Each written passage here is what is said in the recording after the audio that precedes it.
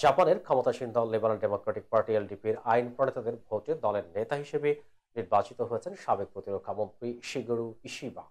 তিনিই হতে চলেছেন দেশটির পরবর্তী প্রধানমন্ত্রী। কট্টর জাতীয়তাবাদী ও সাবেক প্রধানমন্ত্রী শিনজো আবের শিষ্য হিসেবে বিবেচিত সানাই তাকাইচিকে পরাজিত করে দলের নেতা হয়েছেন ইশিবা। জয়ী হলে জাপানের প্রথম নারী প্রধানমন্ত্রী হতেন তাকাইচি। প্রথম পর্যায়ে 9 প্রার্থীর মধ্যে শীর্ষস্থান দখল করেন এই দুইজন।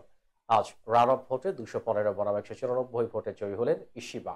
টোকিওতে এলডিপি সদর দপ্তরে ভোটের ফল ঘোষণার পর ইশিবা হাসি মুখে চোখ থেকে চশমা খুলে ফেলেন।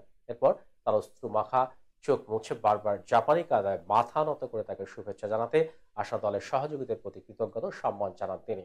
এক সংক্ষিপ্ত বক্তব্যে তিনি বলেন, আমি মানুষের উপর আস্থা রাখতে চাই, সাহসিকতা ও আন্তরিকতার সঙ্গে সত্য বলতে চাই, এই দেশকে নিরাপদ ও সুরক্ষিত রাখতে চাই, যাতে আবারও সবাই হাসি মুখে এখানে বসবাস করতে পারেন।